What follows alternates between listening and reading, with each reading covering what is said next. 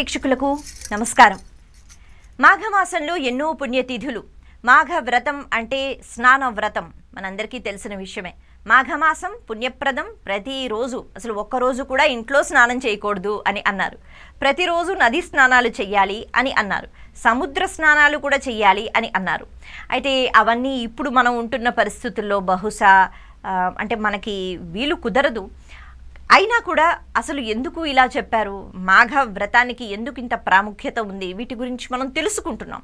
ఎందుకు అంటే అలా తెలుసుకున్నట్లయితే కనీసం మన సనాతన ధర్మం ఎంత గొప్పది, మన ధర్మం మనకి ఎన్ని మంచి విషయాలు నేర్పిస్తోంది, వీటిలో దాగి ఉన్న రహస్యాలు ఏమిటి మనం తెలుసుకోగలుగుతాం కదా. కుదిరినప్పుడు ఏదో నది దగ్గరికి వెళ్ళి లేకపోతే కనీసం ఒక చెరువు దగ్గరికి వెళ్ళి ఒక్కరోజు అయినా మునక వేసే ప్రయత్నం మనం చేస్తాం. ఈ క్రమంలోనే మాఘమాసం అంతా కూడా నదీ స్నానాలు చెయ్యలేకపోయినా, చెరువులో స్నానాలు చెయ్యలేకపోయినా, ఇక బావులు అంటే ఇప్పుడు అంతగా కనిపించట్లేదు కాబట్టి ఇదేది కుదరకపోయినా ఒక్కరోజైనా చెయ్యండి అని అన్నారు. ఆ రోజే మాఘ పౌర్ణిమ. మరి మాఘమాసానికి ఉన్న పౌర్ణిమకి చాలా విశేషం ఉంది. సంవత్సరం అంతా కూడా మనకి ఎన్నో పౌర్ణిమలు వస్తాయి కదా, కానీ మనకి కొన్ని పౌర్ణిమల గురించి ఎక్కువగా మాట్లాడుకుంటూ ఉంటారు. అందులోనూ మరి ఎక్కువగా అంటే కార్తీక పౌర్ణమి గురించి మాట్లాడుకుంటారు, అలాగే ఈ మాఘ పూర్ణిమ గురించి. ఈ మాఘ పౌర్ణమిని మాత్రం మహామాఘి అని అంటారు. ఆ పౌర్ణమి తిథిని అంటే అంత అద్భుతమైన, మహా అనే పదాన్ని ఎప్పుడు వాడతాం అంటే మనం ఏదైనా అద్భుతం లేకపోతే బాగుంది అన్నదానికన్నా ఇంకొంచెం మించింది కదా. కాబట్టి ఈ పౌర్ణమి తిథికి చాలా విశేషం ఉంది. అది ఎంత అంటే బహుశా ఎవరు ఎన్నిసార్లు చెప్పినా వర్ణాతీతం అని తెలుసుకోవాలి. కాబట్టి మహామాఘి అని అన్నారు. మనకి ఇంకా వేరే మాసానికి సంబంధించి మహాకార్తీకి లేకపోతే మహావైశాఖి అని ఇంకెక్కడ అనరు, కేవలం మాఘమాసానికి సంబంధించి అంటారు. అయితే ఈ మాఘమాసం యొక్క ప్రత్యేకతల గురించి ఎన్నోసార్లు ఇప్పటికే మనం విన్నాము, తెలుసుకున్నాము, చదువుకున్నాము. మాఘమాసంలోనే సూర్యోపాసన ఎక్కువగా మనం చేయటము, ముఖ్యంగా సూర్యుని యొక్క గమనం అది ఉత్తర దిక్కు వైపుకు మారడము, దీనివల్ల ప్రకృతిలో ఒక మార్పు జరగడము, ఆ మార్పు పూర్తిగా శక్తితో జీవ చైతన్యంతో కూడుకున్నది. ఇవన్నీ మన కంటికి కనిపించవు, కానీ ఆ శక్తి అన్నది సూర్యకిరణాలలో విశేషంగా ఈ సమయంలో ఉండడము. కాబట్టి విశేషంగా సూర్యోపాసన రోజు చేయటం, సూర్యుడికి అర్ఘ్యం ఇవ్వటం, అలాగే సూర్యుడిని చూస్తూ సూర్య నమస్కారాలు చేస్తూ బయటకే వచ్చి సూర్యోపాసన చేయటం ఈ మాసంలో ఎక్కువగా చేయండి అన్నారు. అలాగే సూర్యుని యొక్క ఆ సౌర శక్తి ఏదైతే ఉంటుందో వీటిని ఈ నీరు, జలం అన్నది, ఈ నదులు అన్నవి నిక్షిప్తం చేసుకుంటాయి. కాబట్టి నదీ స్నానాలు చేస్తే విశేషంగా లాభం ఎవరికి అంటే నదులకు కాదు, సూర్యుడికి కాదు, మనకి మాత్రమే. అలా మునక వేశాము అంటే శరీరానికి కూడా ఎంతో ఉత్సాహము, తేజస్సు అన్నది ఉంటుంది.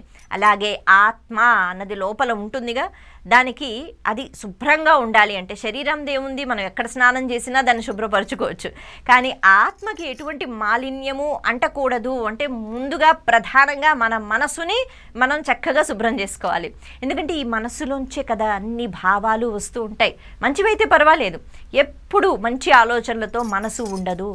ఎన్నో వికారాలు ఉంటాయి మనసుకి, మనకి తెలుసు. ఒక్కొక్కసారి విపరీతమైన ద్వేషం, కోపం, అసూయ, మోహం, వ్యామోహం, అంటే దయ లేకపోవడము, సహనం లేకపోవడం, ఇవన్నీ కూడా ఎక్కడి నుంచి వస్తాయి అంటే మనసు నుంచి వస్తాయి.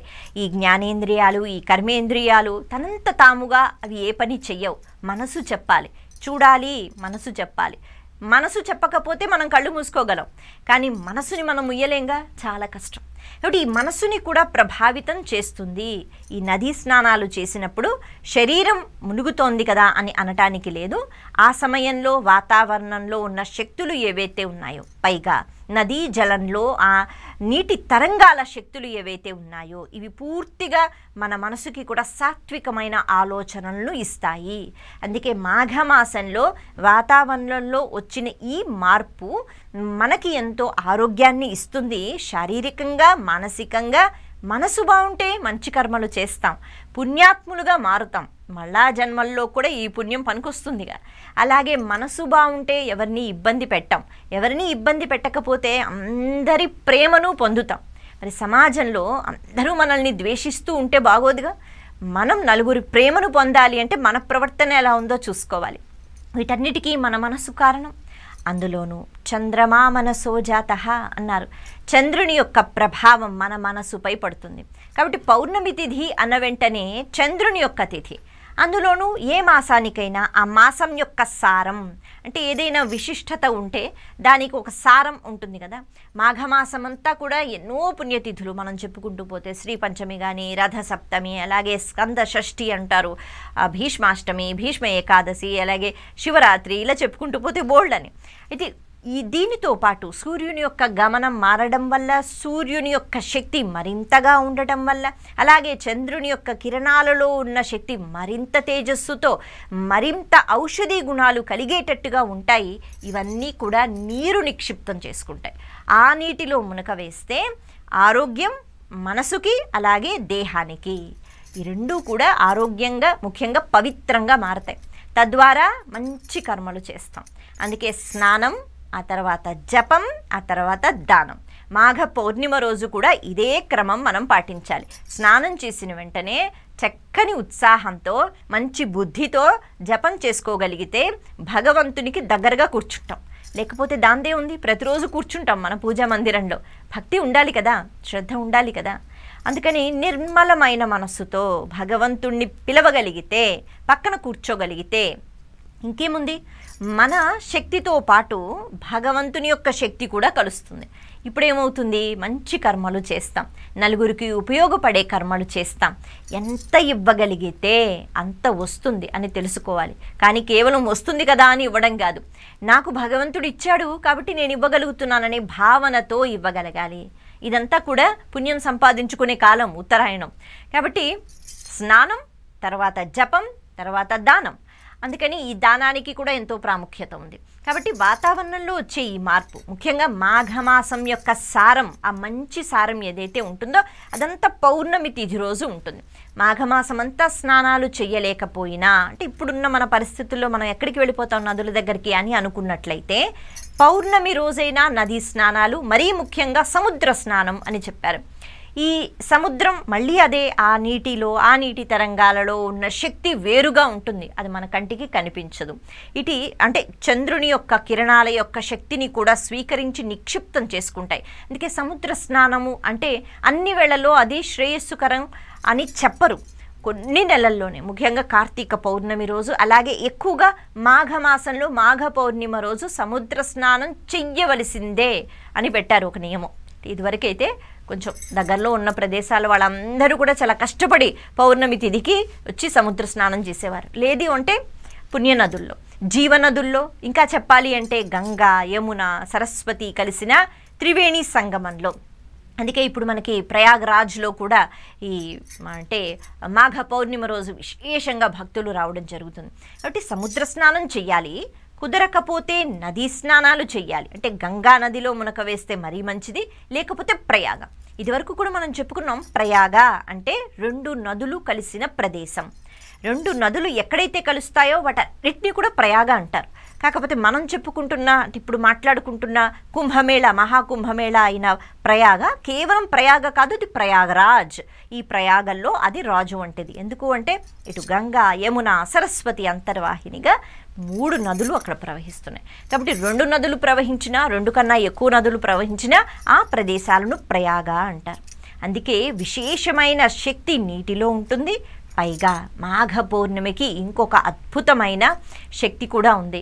3 దేవతలు మాఘ పౌర్ణిమ రోజు ఈ జలాన్ని ఆశ్రయిస్తాయి. ఎలాగో శ్రీమన్నారాయణుడు జలాన్ని ఆశ్రయించే ఉంటాడు మాఘమాసంలో. ఈయనతో పాటు ఇక మనం ఎన్ని దేవతలని చెప్పుకుంటే వాళ్ళందరూ కూడా. కాబట్టి ఇక్కడ సూర్యుని యొక్క శక్తి, అలాగే చంద్రుని యొక్క శక్తి, అలాగే దేవతల యొక్క అనుగ్రహం, ఇవన్నీ కూడా కలగాలి అంటే మాఘమాసంలో, మాఘమాసం యొక్క సారం అయిన పౌర్ణమి రోజు. అందుకే మఖా నక్షత్రం ఏ పౌర్ణమి రోజైతే ఉంటుందో దాన్ని మనం, అంటే చంద్రుడు మఖా నక్షత్రంలో ఉన్నప్పుడు ఆ మాసానికి ఆ పేరు వస్తుంది. కాబట్టి ఈ పౌర్ణమి తిథి రోజు చంద్రుడు మఖా నక్షత్రంలో ఉంటాడు కాబట్టి దీనికి మాఘమాసం అనే పేరు. చంద్రమా మనసో జాతః మనం చెప్పుకున్నాంగా. కాబట్టి చంద్రుని యొక్క అనుగ్రహం ఉండాలి. చంద్రుడు మనఃకారకుడు. మళ్ళీ మనం చెప్పుకుంటున్నాం. ఎందుకు అంటే మనసులోంచే ఉద్రేకాలు, ఆవేశాలు, వికారాలు ఇవన్నీ కూడా వస్తూ ఉంటాయి. మనసు ఎంత ప్రశాంతంగా ఉంటే అందుకే సాధన చెయ్యండి, మెడిటేషన్, ఇలాంటి పదాలన్నీ కూడా మనం వింటూ ఉంటాం. ఎందుకు అంటే ఇక ఇతరత్ర ఏ ఆలోచనలు లేకుండా కేవలం మనసుని అలా మనం ఏకాగ్రతతో ముందుకు వెళ్ళాలి అంటే అది చెప్పుకున్నంత సులభమైన విషయం కాదు, అది చాలా కష్టమైన విషయం మనకి తెలుసు.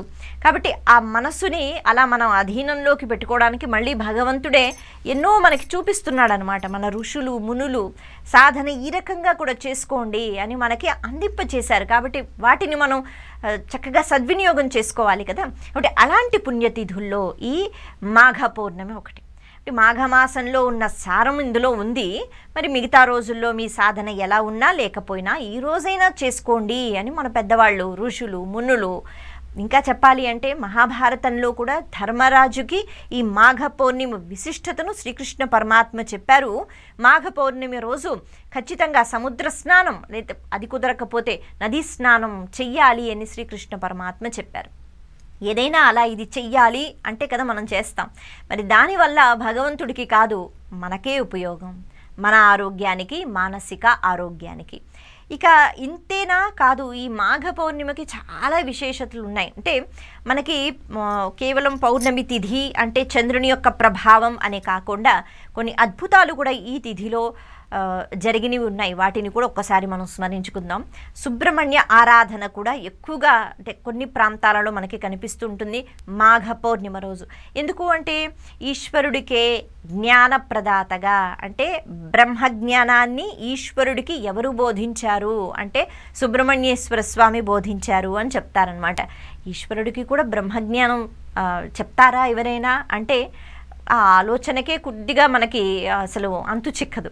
కానీ పరబ్రహ్మ స్వరూపం ఒకటే కదా. సుబ్రహ్మణ్యేశ్వర స్వామి అంటే ఆయన పరబ్రహ్మ జ్ఞానంతో ఎప్పుడు ఉంటూ ఉంటారు. కాబట్టి తన తండ్రికి తన ప్రథమ గురువు అని చెప్పుకోవచ్చు. అటువంటి ఈశ్వరుడికి బ్రహ్మజ్ఞానాన్ని చెప్పారట సుబ్రహ్మణ్యేశ్వర స్వామి ఈ పుణ్యతిథి రోజు అని అంటారు. కాబట్టి విశేషంగా సుబ్రహ్మణ్య ఆరాధన చేస్తూ ఎంతో జ్ఞానంతో మనం ముందుకు వెళ్ళాలి అనేటట్టుగా సుబ్రహ్మణ్య ఆరాధన కూడా ఈ తిథి మనకి కనిపిస్తూ ఉంటుంది. ఇక పౌర్ణమి అన్న వెంటనే మనకి శక్తి ఆరాధన అంటే అమ్మవారి ఆరాధన కూడా కనిపిస్తూ ఉంటుంది. ఈ రకంగా అయితే నిండు చంద్రుని యొక్క కిరణాలతో అలాగే దినదినాభివృద్ధి ఏదైతే ఉంటుందో అంటే మనకి పాడ్యమి నుంచి అలాగ చంద్రుడు అలాగ కళలు పెరగడం పెరగడం పెరగడం పూర్తిగా పెరిగేటప్పటికీ పౌర్ణమి తిథి రోజు నిండు చంద్రుడు కదా. మరి ఇలాగే ఈ క్రమంలో పెరిగేటప్పుడు ఇందాక నుంచి మనం చెప్పుకుంటున్నాం చంద్రుడి నుంచి ఆ కిరణాల నుంచి వచ్చిన ఔషధీ గుణములు ఇవి మన మనసుని ప్రభావితం చేస్తాయి. మన మనసుకి సాత్విక ఆలోచనలు కలిగిస్తాయి. అవతల వాళ్ళు ఎంత అరిచినా మనం నిదానంగా ప్రశాంతంగా ఉండడం చాలా కష్టం కదా. మన మనసుకి మనం నేర్పించుకోవాలి అంటే దానికి కూడా మనం కొద్దిగా అలవాట్లు చెయ్యాలి అంతేగా. మరి మనం నిత్య జీవితంలో ఇది నాకు అలవాటైపోయింది అని కొన్ని పదాలు వాడుతూ ఉంటాం. ఇలా ఎలా ఉంటాం అంటే ఇది నాకు అలవాటు అని మనం అంటూ ఉంటాం. ఎందుకు అంటే మనం మన శరీరాన్ని అలా మలుచుకున్నాం. బహుశా మనం పాటించే పద్ధతులు వేరే వారు పాటించలేరు. అలాగే మన మనసుకి కూడా మనం అలవాటు చేయాలి కదా. అందుకే మనసుకి అలవాటు చేయాలి అంటే ఇటువంటి సాధనలు కూడా చెప్పారు. కాబట్టి ఇలా ముఖ్యంగా మాఘమాసంలో పుణ్యస్నానాలు అని అన్నారు. అందుకే అది మామూలు స్నానం కాదు. ఆ స్నానం చేస్తే పుణ్యం సంపాదించుకుంటాం. ఎలా అంటే ఇక నుంచి మన కర్మలు ఏవైతే ఉంటాయో అవి ధార్మికమై ఉంటాయి. మనసు ఒక్క క్షణం ఆలోచిస్తుంది, ఈ పని తప్ప లేకపోతే ఇది సరైనదా, సరైనదే నేను చేస్తాను. ఎందుకు అంటే నేను ధర్మం పాటించాలి, ఎన్ని కష్టాలు వచ్చినా అని మన మనసు మనకి చెప్పాలి. అప్పుడే మనం అలాంటి కర్మలు చేస్తాం. అన్నిటికీ కారణం ఈ మనసు. ఆ మనసుని ప్రభావితం చేసేది చంద్రుని యొక్క కళలు. కాబట్టి ఆ చంద్రుని యొక్క అనుగ్రహం ఉండాలి, ఆరోగ్యంగా మనసు ప్రశాంతంగా ఉండాలి అని ఈ మాఘ పౌర్ణిమకి అంతమంది వెళ్ళి సముద్ర స్నానాలు, నదీ స్నానాలు చేస్తారు. ఇందాక మనం చెప్పుకున్నట్టుగా ప్రయాగలో స్నానం చేస్తే మరీ మంచిది. మరి అటువంటి అదృష్టం లేనప్పుడు ఎక్కడ స్నానం చేస్తున్నామో అక్కడ ప్రయాగను స్మరించుకోవాలట. పవిత్రమైన ఆ గంగా నదిని లేకపోతే ఇంకేదైనా జీవనదిని ఒక్కసారి స్మరించుకుంటూ ఆ శక్తులు కూడా ఆ జీవనదుల్లో ఉన్న శక్తులు మాకు మరింత చైతన్యాన్ని నింపుగాక అని కనీసం సంకల్పం చేసుకుని మనం ఎక్కడుంటే అక్కడ స్నానం చేసుకుంటే మరి మంచిది అని అన్నారు. వీటితో పాటు ఇందాక మనం చెప్పుకున్నట్టుగా జపం చేసుకోవాలి అంటే భగవంతుణ్ణి ఆ నిర్మలమైన మనస్సుతో సాత్వికమైన ఆలోచనలతో భగవంతునికి నమస్కారం చేసుకోవాలి. ఆ తర్వాత దానాలు కూడా కనిపిస్తాయి. ఇక ఇంకొక విశేషం కూడా చెప్తారు. సతీదేవిగా అంటే పరబ్రహ్మ స్వరూపం అంటే ఎన్నో రూపాలు కదా, అమ్మవారివి కూడా ఎన్నో రూపాలు కనిపిస్తాయి. అయితే ముందుగా సతీదేవి, ఆ తర్వాత ఆవిడ దేహత్యాగం చేసుకోవడం, తర్వాత ఆవిడే పార్వతీదేవిగా రావడము, శివుడిని అంటే వివాహం చేసుకోవడం, ఈ కథ మనకి తెలిసిందే. సతీదేవిగా అమ్మవారు పరబ్రహ్మ స్వరూపిణి ఒక రూపు దాల్చి దక్ష ప్రజాపతికి ఆమె కుమార్తెగా వచ్చింది కదా, అలా సతీదేవి యొక్క జన్మతిథి ఈ మాఘ పూర్ణిమ రోజు అంటారు. అందుకే శక్తి ఆరాధన కూడా ఎక్కువగా పౌర్ణిమ రోజు అంటే అమ్మవారి ఆరాధన కూడా చేస్తూ ఉంటారు చాలా ప్రదేశాల్లో. కేవలం మాఘ పూర్ణిమ అనే కాదు, పౌర్ణమి తిథి అంటే అమ్మవారి యొక్క ఆరాధన మనకి కనిపిస్తూ ఉంటుంది. అయితే అమ్మవారు ఆ పైలోకం నుంచి ఆవిడ దక్షిణావృత శంఖంగా మారి అంటే ఆ రూపు ధరించి ఆవిడ ఈ సరయూ నదిలో కాళింది మడుగు అని అంటారు ఆ ప్రదేశంలో ఒక పద్మంలో శంఖం రూపంలో ఆవిడ ప్రవేశించారట. ఆ సమయంలో దక్ష ప్రజాపతి ఆ శంఖాన్ని చూసి దక్షిణావృత శంఖమా అంటే చాలా విశేషం కదా, ఎక్కువగా మనకి దక్షిణావృత శంఖం కనిపించదు, చాలా అరుదు. కాబట్టి అలా ఆయన మురిసిపోయి ఆ పద్మంలో ఆ శంఖం ఉంటే దాన్ని తీసుకున్నారట. ఆయన అలా చేత్తో తీసుకున్న వెంటనే అమ్మవారు చక్కగా చిన్న పాపగా మారిపోవడం జరిగింది. ఆవిడే సతీదేవి. కాబట్టి సతీదేవి యొక్క జన్మతిథి కూడా మాఘ పూర్ణిమ అని అంటారు. ఈ సమయంలో ఇంకో పుణ్యక్షేత్రాన్ని కూడా మనం గుర్తుకు తెచ్చుకోవాలి. అదే తిరుమల. అక్కడ కూడా బోల్డన్ని పుణ్యతీర్థాలు ఉన్నాయి కదా. మాఘ పౌర్ణమి రోజు మనం ఇందాక నుంచి చెప్పుకుంటున్నాం, విశేషంగా నీరు నిక్షిప్తం చేసుకుంటాయి జల తరంగాలు లేకపోతే జలం ఈ శక్తులను. అందులో తిరుమల దగ్గర ఎన్నో పుణ్యతీర్థాలు ఉన్నాయి కదా. కుమారధార అనే పుణ్యతీర్థం ఉంది. కుమారస్వామి తారకాసురుడు అనే రాక్షసుడిని అంతం చేసిన తర్వాత ఎంతైనా నాకు బ్రహ్మహత్య పాపం చుట్టుకుంటుంది కదా అనేటట్టుగా అక్కడ ఈశ్వరుణ్ణి ఆరాధించి అక్కడ ఆయన తపస్సు చేసుకున్నారట. ఆ ప్రదేశమే కుమారధార అని అంటారు. విశేషంగా మాఘ పౌర్ణిమ రోజు తిరుమలలో ఈ కుమారధార దగ్గరికి వెళ్ళి ఇక్కడ అందరూ కూడా స్నానాలు చేస్తూ ఉంటారు. అంటే మాఘ పౌర్ణిమ రోజు అదే కుమారధారలో ఈశ్వరుని యొక్క అనుగ్రహం ఉంటుంది. అలాగే ముక్కోటి దేవతలు కూడా అక్కడ సుబ్రహ్మణ్యేశ్వర స్వామి తపస్సు చేశారు, అక్కడ వారు ఉన్న ప్రదేశం అని చెప్పి అందరూ అక్కడికి వస్తారట. అందుకే ముక్కోటి దేవతలు కుమారధారలో ఉంటారు అన్నది నమ్మకం. కాబట్టి మాఘ పౌర్ణిమ రోజు కుమారధారలో ఎక్కువగా స్నానాలు ఆచరించడం భక్తులు మనకి కనిపిస్తూ ఉంటుంది. ఇంకొక ప్రదేశానికి కూడా మనం వెళ్ళిపోదాం. కుంభకోణం. ఇక్కడ ఒక పెద్ద కోనేరు ఉంటుంది, దాని పేరే మహామాఘి. మహామాఘి అని మాఘమాసంలో వచ్చే పౌర్ణమికి మనం చెప్పుకుంటున్నాం కదా, పేరుందని. అసలు అంటే కోనేరు ఏదైతే ఉందో దానికి పేరే మహామాఘి. ఎందుకు అంటే ఆ కోనేరులో అద్భుతం అన్నమాట. అంటే మాఘమాసంలో పౌర్ణమి తిథి రోజు లక్షల కొద్దీ అక్కడ జనం వస్తారు. ఆ కోనేరు కూడా చాలా పెద్దదట. ఆ కోనేరు ఎలా ఏర్పడింది అంటే దానికి కూడా ఒక కథ చెప్తారు. మనం ఆ కథ కూడా ఒకసారి చెప్పేసుకుందాం. పూర్వం అంటే మామూలుగా యుగాలు మారుతున్నప్పుడు ఒక యుగం అయిపోయింది అంటే మనం వింటూ ఉంటాం కదా, ప్రళయము, అందరినీ భగవంతుడు తనను ఐక్యం చేసుకోవటం. ఎంతోమంది పాపాత్ములు ఉంటారు, వాళ్ళు ఎలా వెళ్ళిపోవాలి భగవంతుని యొక్క నిర్ణయం. కాబట్టి అలా వాళ్ళు వెళ్ళిపోతూ ఉంటారు. కొంతమందిని భగవంతుడు స్వీకరిస్తూ ఉంటాడు, అంతా లయం చేసుకుంటూ ఉంటాడు, మళ్ళీ సృష్టి అన్నది జరుగుతూ ఉంటుంది, మనం వింటూ ఉంటాం. ఈ క్రమంలో కలియుగం ప్రారంభం కాకముందు, ఒక యుగం అయిపోయిన తర్వాత ఇంకొక యుగం రాకముందు ఈశ్వరుడు ఒక కుంభము అంటే కుంభము అనేటప్పటికీ ఒక కుండ ఒక పాత్ర అని మనం చెప్పుకుంటూ ఉంటాం. ఆ కుండను ఒక పుణ్య ప్రదేశంలో ఆ కుండను నేను విడిచిపెడుతున్నాను అని ఒక కుండను విడిచిపెట్టాట. అది ఎక్కడికి వెళితే అది పుణ్య ప్రదేశము. మరి ఆ కుండ వచ్చి ఇప్పుడు మనం కుంభకోణం అని ఏదైతే ప్రాంతం గురించి మాట్లాడుకుంటున్నామో అక్కడికి వచ్చి పడితే అక్కడికి మళ్ళీ ఈశ్వరుడు ఒక వేటగాడి రూపంలో వచ్చి ఆ కుంభాన్ని, ఆ కుండ లేకపోతే పాత్ర, దాన్ని బాణంతో కొట్టాట. ఆ కుంభము చల్లా చెదరై ముక్కలుగా అయిపోయింది కదా, వివిధ ప్రదేశాలలో ఆ ముక్కలు పడ్డాయి అంటారు. అందుకే కుంభకోణం ప్రదేశం చుట్టూ ఎన్నో ఈశ్వర ఆరాధనకి సంబంధించిన ఆలయాలు ఉన్నాయి. పేర్లు నాకు గుర్తు లేవు కానీ కుంభేశ్వరుడు అని ఇంకా చాలా దగ్గరలో బోల్డ్ అని ఉంటాయి. ఈ ఆలయాలు ఎలా ఏర్పడ్డాయంటే అక్కడ ఈ కుంభం ఏదైతే ఉందో, ఈ పాత్ర ఏదైతే పగిలి ముక్కలు ఎక్కడెక్కడ పడ్డాయో అక్కడక్కడంతా కూడా శివ ఆరాధన, శివలింగాలు ఏర్పడము, అక్కడ శివ ఆరాధన. ఎందుకంటే శివుడే కదా దాన్ని ముక్కలుగా చేశాడు అని చెప్తారు. మరి అటువంటి ప్రదేశం ఏదైతే ఉందో ఆ కుంభకోణంలోనే అక్కడ దేవతలందరూ వచ్చి స్వామి నువ్వు ఇక్కడే ఉండాలి అని కోరుకుంటే స్వామి అప్పుడు ఆ పుష్కరిణికి లేకపోతే ఆ కోనేటికి ఆ వైభవాన్ని ఇచ్చారు. నేను ఖచ్చితంగా వస్తూ ఉంటాను. ఎప్పుడు అంటే ఆ పుణ్యతిథి ఈ మాఘ పౌర్ణిమ అని చెప్తారు. కాబట్టి శివుడు ఉంటారట, అలాగే స్థితికారకుడైన శ్రీ మహావిష్ణువు ఉంటారు, బ్రహ్మ ఉంటారు, ముక్కోటి దేవతలు ఉంటారు. ఈ సౌరశక్తి అలాగే చంద్రుని శక్తితో పాటు ముక్కోటి దేవతలు శివుని అనుగ్రహం కూడా ఉంటుంది. వాళ్ళందరూ కూడా తీర్థంలో ఉంటారు అన్నది నమ్మకం. అందుకే కుంభకోణంలో మాఘ పౌర్ణమి రోజు ఇక మాట్లాడుకోని అవసరం లేదనమాట. విశేషంగా అంటే మహామాఘి అనే ఆ కోనేరు ఏదైతే ఉందో లేకపోతే పుష్కరిణి ఏదైతే ఉందో అక్కడ అందరూ కూడా స్నానాలు ఆచరిస్తారు.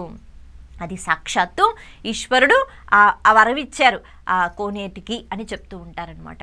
ఇలా చెప్పుకుంటూ పోతే మాఘ మాసం అలాగే మాఘమాసంలో పౌర్ణమి తిథి, ఈ తిథికి సంబంధించి వివిధ ప్రదేశాలలో ఇంకా ఇలా చాలా కథలు మనకు వినిపిస్తూ ఉంటాయి. మాఘ పౌర్ణమి రోజు విశేషమైన పూజలు లేకపోతే కొన్ని పద్ధతుల ద్వారా ఆలయాలలో ఇప్పుడు మనం చెప్పుకున్నట్టుగా ఇలా చాలా రకాలుగా జరుగుతాయి. అన్నిటి గురించి చెప్పుకునే సమయం మనకంత లేదు కాబట్టి మాఘ పౌర్ణమి యొక్క విశేషం అది. మనం ఎంత భక్తి శ్రద్ధలతో ఎన్ని పూజలు చేసుకున్నా దానం మాత్రం మర్చిపోకూడదు. ఈ మాఘ పౌర్ణిమ రోజు ఖచ్చితంగా వీలైతే అంటే సముద్ర స్నానము చేయలేము, లేకపోతే నదీ స్నానాలు చేయలేము, మనం ఇంట్లోనే చేసుకోగలుగుతున్నాము అనుకున్న ఇంట్లోనే ప్రయాగను స్మరించుకుంటూ ఆ నీటిలోనే గంగా అనుకుని, యమున అనుకుని, సరస్వతి అనుకుంటే వాళ్ళు వచ్చి చక్కగా కూర్చుంటారు. అంతే కదా. మనం ఒక పూజ చేసేటప్పుడు కూడా భక్తితో వినాయకుడు రావాలి అంటే వినాయకుడు వస్తాడు, మనం ఆవాహయామి అంటాం, చక్కగా వినాయకుడు వస్తాడు. అలాగే కార్తీక మాసంలో దామోదర ఆవాహయామి అన్నాం, చక్కగా శ్రీ మహావిష్ణువు వస్తున్నాడు. అలాగే త్రయంబక ఆవాహయామి అంటే దీపంలోకి వచ్చి ఈశ్వరుడు కూర్చుంటాడు. మనసు ఉండాలే కానీ మార్గాలు బోల్డ్ అని. కాబట్టి అలా లేకపోయినా అవకాశం లేకపోయినా భగవంతుని మనస్ఫూర్తిగా స్మరించుకుంటూ రమ్మని పిలిస్తే భగవంతుడు వస్తాడు. అలాగే గంగా నదిని, యమునా నదిని, సరస్వతిని మనం గుర్తుకు తెచ్చుకుంటే మన జలంలోకి వాళ్ళు వచ్చేస్తారు. అప్పుడు అంత పవిత్రంగా మన ఆలోచనలు ఉంటాయి అంటూ సంకల్పం చేసుకుంటూ చక్కగా ఈ మాఘ స్నానం ముఖ్యంగా ప్రతిరోజు చెయ్యలేకపోయినా పౌర్ణమి తిథి రోజు చేసినట్లయితే మనం శక్తివంతం అవుతాము. శక్తి కేవలం శరీరానికి మరింత బలం తెచ్చుకుని అందరి మీద అరుస్తాము, లేకపోతే చక్కగా కూర్చుని మనం అందరినీ శాసిస్తాం అన్నది కాదు. ముందుగా మనోమాలిన్యం దూరం అయిపోవాలి. ఈ మనసు సాత్విక ఆలోచనలతో ముందుకు వెళుతూ ఉండాలి. తద్వారా మనం ధర్మాచరణ చెయ్యాలి, ధార్మిక విషయాల్లో పాలు పంచుకోవాలి. అందరి ఆనందం నా ఆనందం అని అనుకోవాలి, అందరి సుఖం నా సుఖం అని అనుకోవాలి, ఎదుటివారి దుఃఖం నా దుఃఖం అని అనుకోవాలి, నా వల్ల ఇంకొకరికి కష్టం కలగకూడదని అనుకోవాలి. వీటన్నిటికీ కూడా మనసు చాలా ముఖ్యమైనది. అందుకే మాఘ పౌర్ణిమ తిథికి అంత ప్రాముఖ్యత ఉంటుంది. చంద్ర ఆరాధన చేస్తూ సాత్వికమైన భావాలతో నా మనసు కూడుకుని ఉండాలి అనే సంకల్పంతో నదీ స్నానమో లేకపోతే ఎక్కడైనా స్నానం చేయగలిగితే ఖచ్చితంగా పౌర్ణమి తిథికి ఉన్న శక్తి, విశేషమైన శక్తి మనల్ని చక్కగా చేరుతుంది. తద్వారా మనము తరించిపోతాం. మరొకసారి మీ అందరికీ మాఘ పౌర్ణిమ శుభాకాంక్షలు. నమస్తే.